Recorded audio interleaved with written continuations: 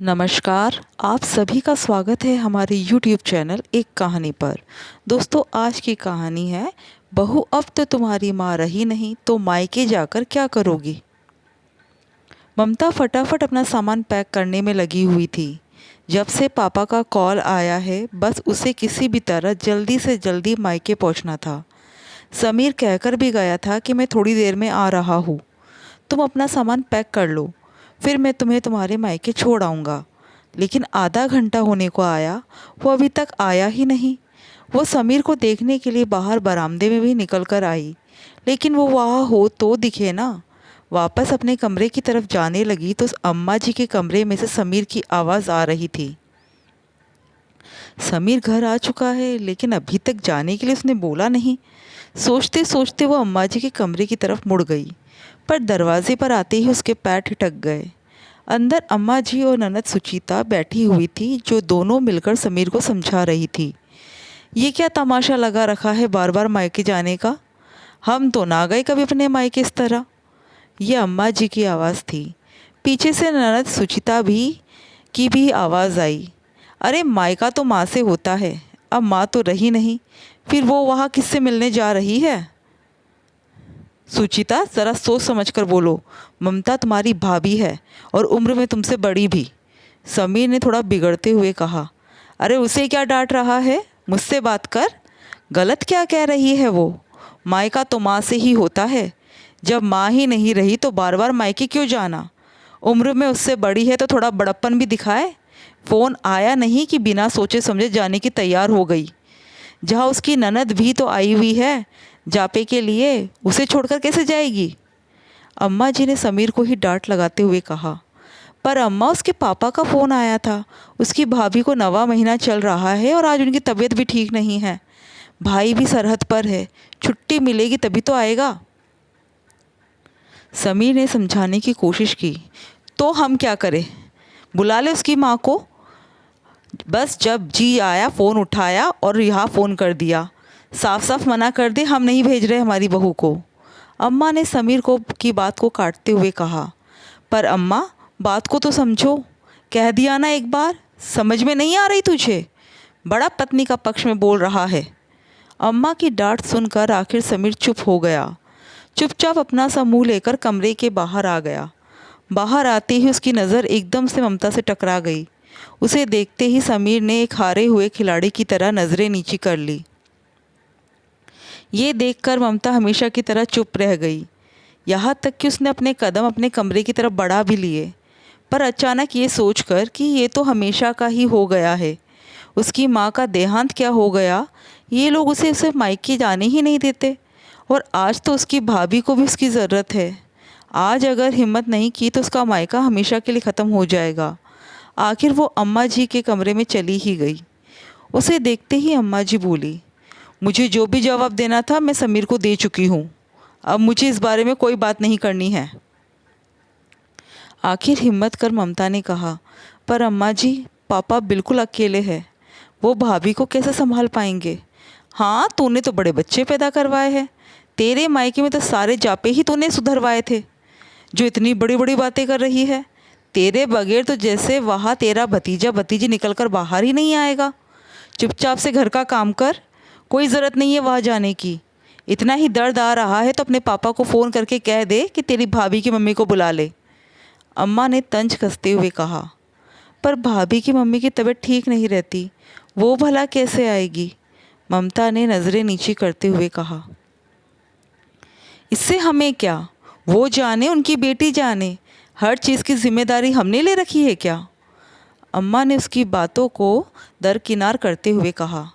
पर अम्मा जी, हाय राम, भाभी कैसे बेशर्मों की तरह अम्मा से बहस की जा रही हो। भला ये कोई बहू के लक्षण होते हैं। अरे वो तो मेरी अम्मा सीधी सादी है, जो आपको समझा रही है, वरना मेरी सास जैसी होती तो ज़बान खोल भी नहीं पाती आप। सुचिता ने आग में घी डालने का काम किया।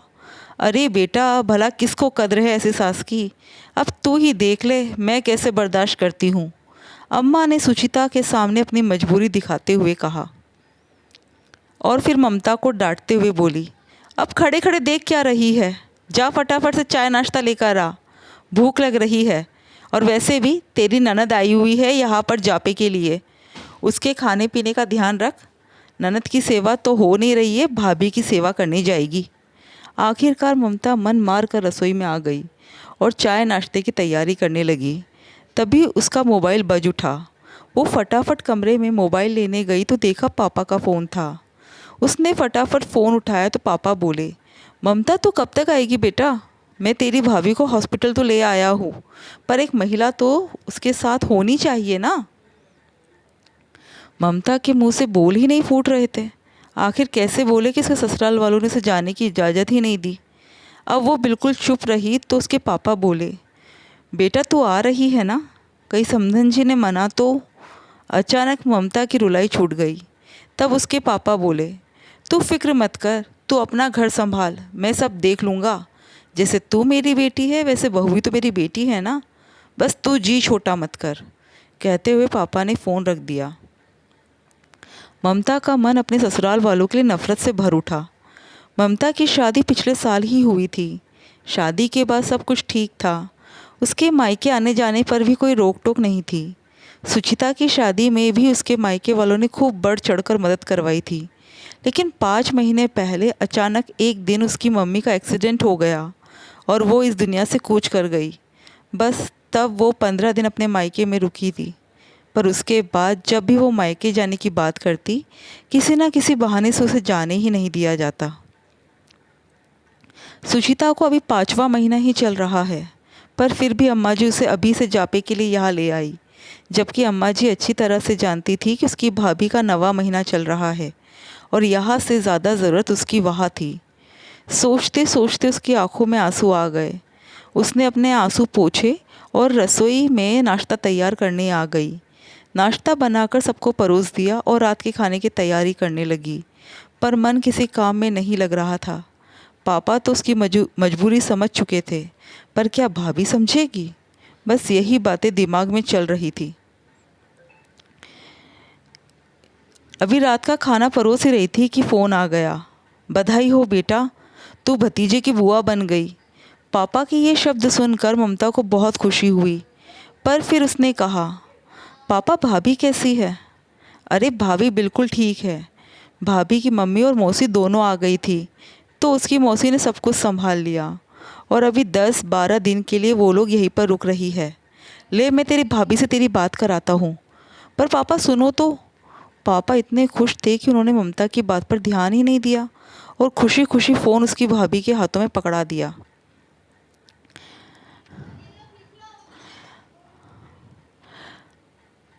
हाँ ममता जी कहिए। अचानक भाभी की आवाज़ से उसकी तंद्रा टूटी। कैसी है आप भाभी? अरे ननद रानी फ़िक्र मत करो, मेरे लिए मेरी माँ है ना यहाँ पर। मैंने सुना है कि आपके ससुराल वालों ने आपको आने नहीं दिया, पर शगुन लेने के लिए तो आने देंगे, या शगुन भी आपके घर भिजवा दे। भाभी की बात दिल पर तीर की तरह आकर चुभी। कुछ बोलने को हुई तब तक भाभी ने फ़ोन काट दिया। आज ससुराल वालों की हरकत के कारण उसका मायका ख़त्म था, क्योंकि एक औरत सब कुछ बर्दाश्त कर सकती है, लेकिन उसकी प्रेगनेंसी में उसके साथ क्या हुआ वो कभी नहीं भूलती। क्या हुआ? आ गया फ़ोन तेरे मायके वालों का? हो गया भतीजा भतीजी तेरे बगैर? अचानक अम्मा की बात से उसकी तंद्रा टूटी। भतीजा हुआ है, उसने धीरे से कहा। चलो बढ़िया है भाभी, अब तो मोटा नेक हाथ लगेगा। आखिर आप इकलौती बुआ जो ठहरी। सुचिता ने कुटिल मुस्कान के साथ कहा। क्यों, अब कौन था तेरे पापा की मदद के लिए? उसकी मम्मी और मौसी थी। अम्मा जी की बात सुनकर ममता ने जवाब दिया, देखा मैंने कहा था ना किसी का कोई काम नहीं रुकता। बेवजह शाम को बतंगड़ बना दिया, घर की सारी शांति भंग कर दी। अब खड़ी खड़ी देख क्या रही है? जा फटाफट खाना परोस। हाँ भाभी जल्दी जल्दी परोसो, बहुत भूख लग रही है। आप तो बड़ा धीरे धीरे काम करती हो। ये तो मेरी अम्मा बैठी है, वरना आप तो मुझे पूछे ही नहीं। सुचिता ने भी तंज कसते हुए कहा। सही कहा आपने, आपकी अम्मा है तब तक ही आपका मायका है, उसके बाद पूछना तो दूर की बात है। मैं तो आपकी शक्ल देखना पसंद नहीं करूँगी। अब की बार ममता ने कहा। उसकी बातें सुनते ही अम्मा तिलमिला गई। तेरी हिम्मत कैसे हुई मेरी बेटी से इस तरह से बात करने की? ये इस घर की बेटी है, इस घर में इसका बराबर का हिस्सा है। होगा, मैं क्या करूं? मेरा मायका ख़त्म करवा कर आपको क्या लगता है आपकी बेटी का मायका रह जाएगा? प्रॉपर्टी भले ही दे दो आप इन्हें, पर मायके के नाम पर बोलने वालों के लिए भी तरसेगी है। तुझे मेरी बेटी को बद्दुआ देते शर्म नहीं आती? अम्मा जी लगभग चिल्लाते हुए बोली। आपने कहा था ना मायका तो माँ से होता है, तो माँ कौन सा अमरत्व लिखवा कर आई है? आखिर भविष्य में तो भाई भाभी की ही ज़रूरत पड़ेगी। ममता अपनी ही रो में बोले जा रही थी। आखिर अम्मा जी समीर की तरफ देखकर बोली, अरे तू बैठे बैठे क्या देख रहा है? देख कैसे उटपटांग बातें कर रही है ये। पागल हो गई है, समझा इसे। तब समीर बोला, ममता क्या बोल रही हो तुम? कुछ होश भी है?